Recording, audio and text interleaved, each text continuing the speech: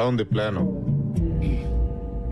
మీరు చెప్పిన దాంట్లో పాయింట్ లేదని, పొటెన్షియల్ లేదని నేను అనట్లేదు కిరీట్ గారు. మనం మంచి కోచింగ్ సెంటర్ పెట్టామే అనుకోండి, నేనేదో నీలాంటి టాప్ ప్రొఫెషనల్స్ దాన్ని బ్రహ్మాండంగా నడుపుతారు. అనుకోండి. అనుకోవడం ఏంటి, విషయం ఉన్నట్టుగా అంత వినయం కూడా మంచిది కాదు. నువ్వు అదరగొడతావు. తెలుసు సార్, నేను అదరగొడితే మాత్రం మనకు ర్యాంకులు రావద్దు. మధుబాబు, ర్యాంకులు అంటే బ్యాంకులో లోన్ లాంటివయ్యా.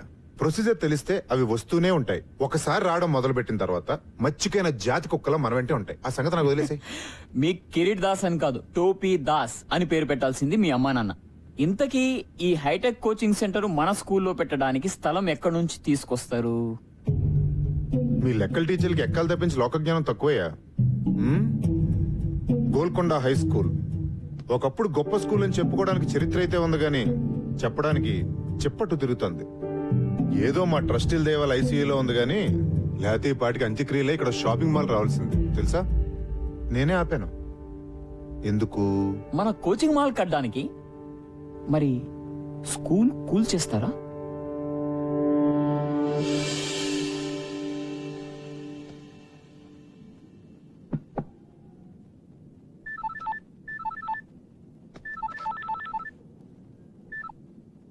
హలో విశ్వనాథ్ గారు, నేను చైర్మన్ గారు చెప్పండి సార్. ఒకసారి బోర్డు రూమ్కి వస్తారా? ఇప్పుడా? యా, కొంచెం ఇంపార్టెంట్. అదే మన ఫండింగ్ గురించి అనుకున్నాం కదా, దాని గురించి. వస్తున్నాను సార్.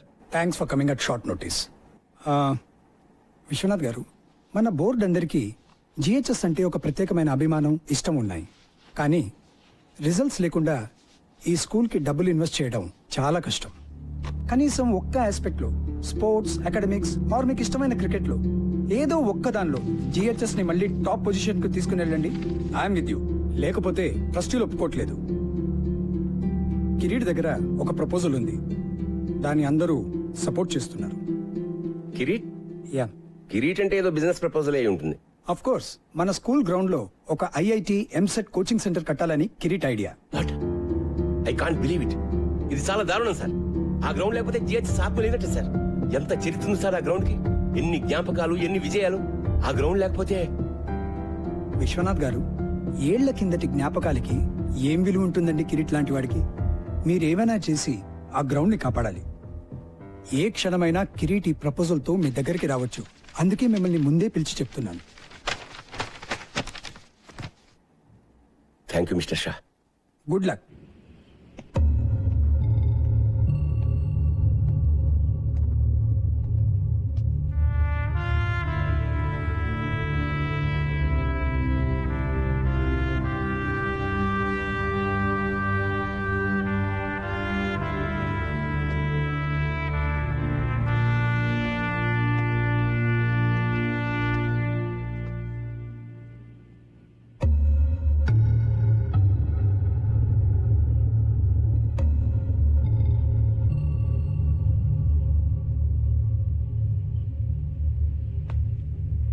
సాబ్, బోలు జనీమే.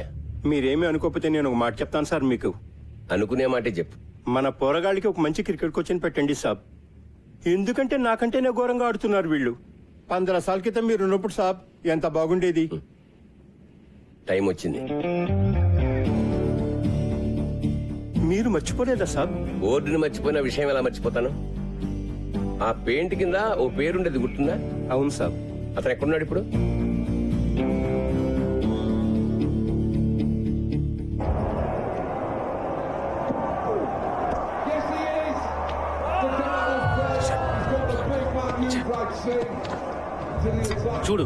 చూడరా మన వాళ్ళని. ఛాంపియన్స్ అన్నావుగా, ఒక్కడు కూడా బ్యాట్ పట్టుకుని రాదు. టీం బంగ్లాదేశ్, జింబాబే, కెన్యా అంటే తొడగొట్టేస్తారు. ఇక్కడికి రాగానే అన్ని జాడతాయి. రెడీ బగ్గర్స్. ఫిక్సింగ్ మావా, ఫిక్సింగ్. అంతా పైసా.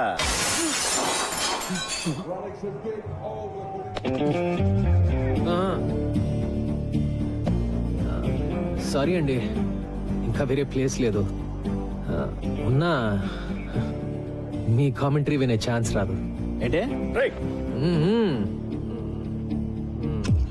ఇప్పుడు ఈ ఇన్స్వింగ్ యాకర్ ఎలా ఎలా చూపిస్తాడు. మీరేమో కవర్ డ్రైవ్, తమరేమో పుల్ షాట్ ఆడుతున్నప్పుడు బాడీ వెయిట్ ఎలా ఉండాలో చూపిస్తారు కదా. తీసుకోండి సార్. ఏంటి నువ్వు?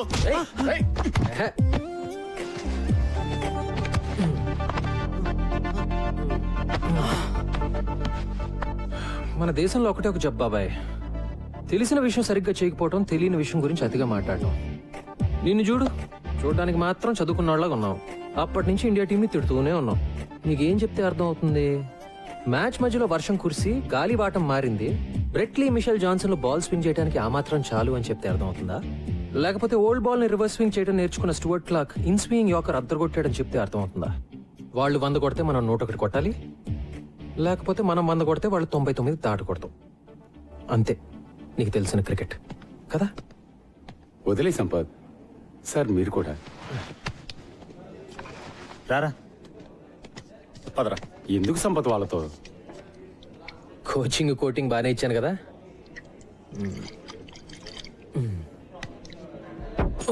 ఏయ్ జాగ్రత్త.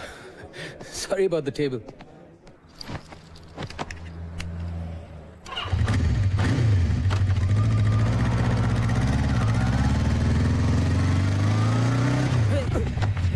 ఏ ముసలోడా, సంపత్ బాబు బాగున్నారా? Janimiya?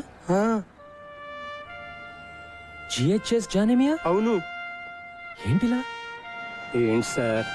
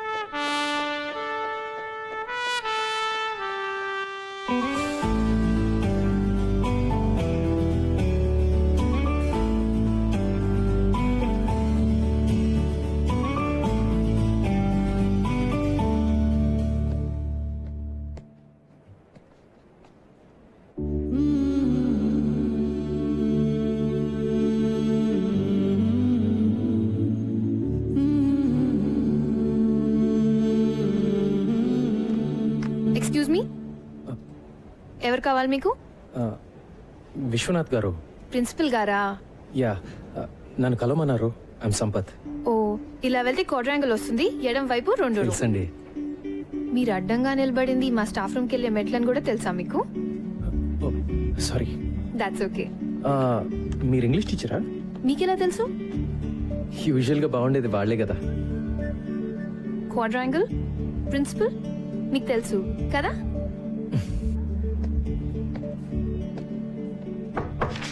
Can I come in sir? ఓ సంపత్, రారా, కమిన్ కమిన్. ఎన్నాళ్ళకే ఎలా ఉన్నారు? Fully fit. నువ్వెలా ఉన్నావు? ఫుల్లీ అన్ఫిట్ సార్, చూస్తున్నారుగా. నీలో నేనేం చూస్తున్నావు నీకు తెలిసే ఛాన్సే లేదు. రా కమాన్. నీ బ్యాచ్మేట్ పేర్లు కొన్ని పేపర్లు చూస్తుంటా నడప. నీ పేరు ఎక్కడా కనపడదు. క్రికెట్ ఆడలేదా? ఆడుతున్న వాళ్ళ కనపడుతున్నానా సార్? క్రికెటింగ్ రోజులు ఎప్పుడూ అయిపోయాయి. జాబ్ ఏమని చేస్తున్నావా? లేదు సార్, బిజినెస్ అయితే ట్రై చేశాను. పార్ట్నర్స్తో పడక బయటకు వచ్చేసాను. ప్రస్తుతానికి ఖాళీ. మన GHS inter school cricket tournament లో ఓడిపోయి 15 ఏళ్ళు అయింది కదా సార్. నువ్వు మన క్రికెట్ టీం కోచ్ గా ఉండి మళ్ళీ ఆ కప్పు తెచ్చి పెట్టాలి సార్. మళ్ళీ మనం ఇంటర్ స్కూల్ ఛాంపియన్ అవ్వాలి. ఆ బాధ్యత నీది. నీకు 3 నెలల టైం ఉంది. ఎప్పుడు స్టార్ట్ చేస్తున్నావు? సార్ మీరేమీ అనుకోకండి సార్, నేను బ్యాట్ పట్టుకునే చాలా రోజులైంది. ఇప్పుడు ఈ కుర్రాళ్ళకి కోచింగ్ ఇవ్వగలనని నేను అనుకోవట్లేదు సార్. నువ్వు అనుకుంటే ఏం లాభం? నేను అనుకోవాలి. నేను అనుకుంటున్నాను.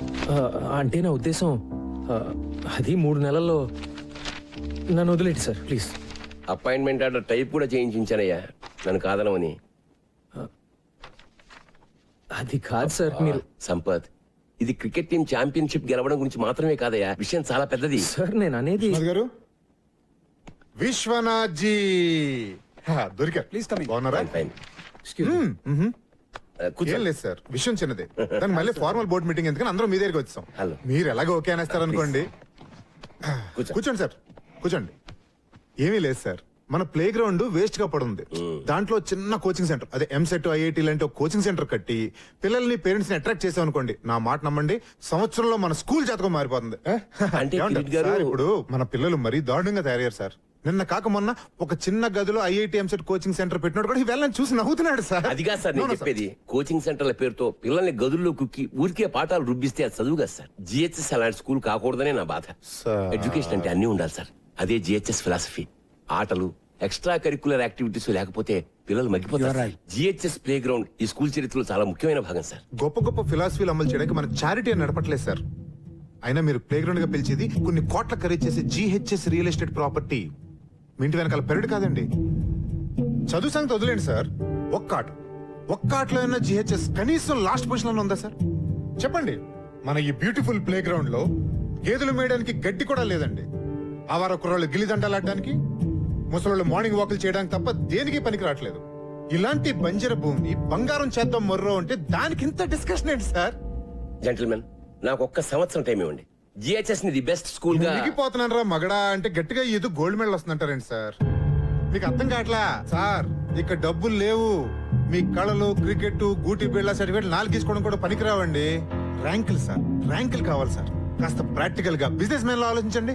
కిరీట్ గారు, ఇది స్కూల్, బిజినెస్ కాదు. విశ్వనాథ్ జీ, ఈ ప్రపంచంలో ప్రతి ఒక్కటి బిజినెస్ సార్.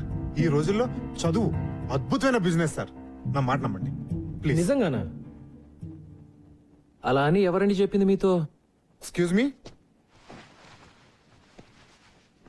మీరెవరు సార్? ఇతను మీ అసిస్టెంట్ కదా? జెంటిల్మెన్, అతను నేను Golconda high school cricket team కొత్త కోచ్ని. పేరు సంపత్. వాట్? ఈ డొక్కులో స్కూల్ టీం కూడా ఉందా? దానికి మీరు కోచా? ఎప్పుడైంది అపాయింట్మెంట్? ఇప్పుడే సార్.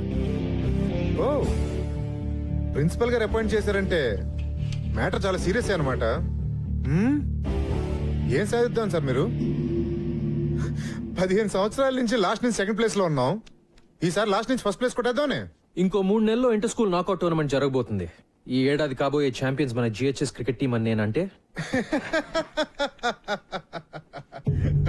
విశ్వనాథ్ గారు, ఇంత చిన్న ఎక్కడి నుంచి తెచ్చారు సార్ ఇతన్ని? ఛాంపియన్, కప్పు,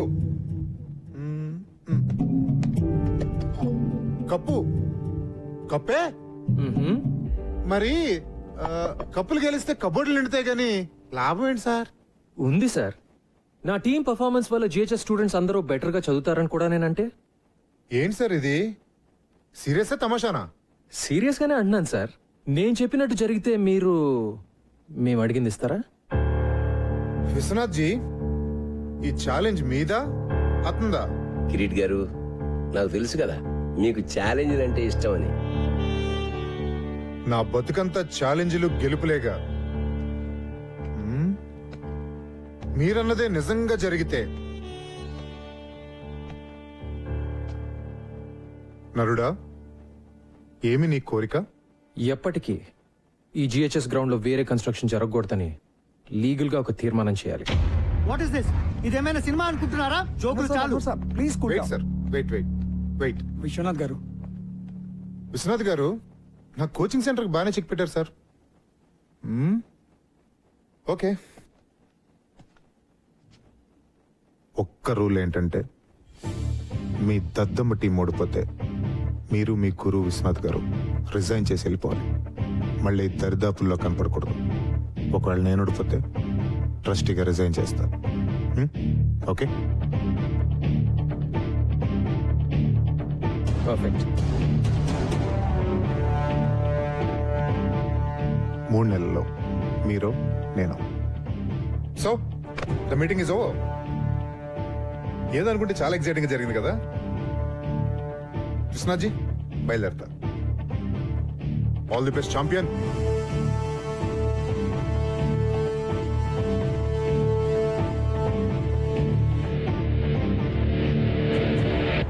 మనం గెలుస్తాం అనుకుంటున్నావా? మనం మన నమ్మకాలని నమ్ముకునేవాళ్ళం సార్. గెలుస్తామని నమ్మడం మొదలు పెడితే గెలుస్తామనే నమ్మకం నాకుంది. Excuse me sir. Hi miss Anjali, morning. Come on come on come on. I'm sorry, చాలా సేపటి నుంచి వెయిట్ చేస్తున్నావా? లేదు సార్, ఇప్పుడే వచ్చాను. వచ్చిన సిగ్నేచర్ కావాలి sir. Okay Anjali, this is Sampath, మన కొత్త క్రికెట్ కోచ్. దిస్ మేము ఇస్ కలిసాం సార్ ఇందాకే. Oh good good.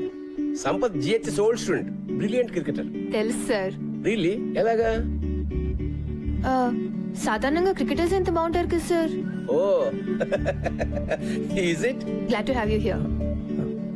Thanks sir. నేను మన ఫెసిలిటీస్ అన్ని ఒకసారి. Sure sure sure. జానివా, జీ సాబ్.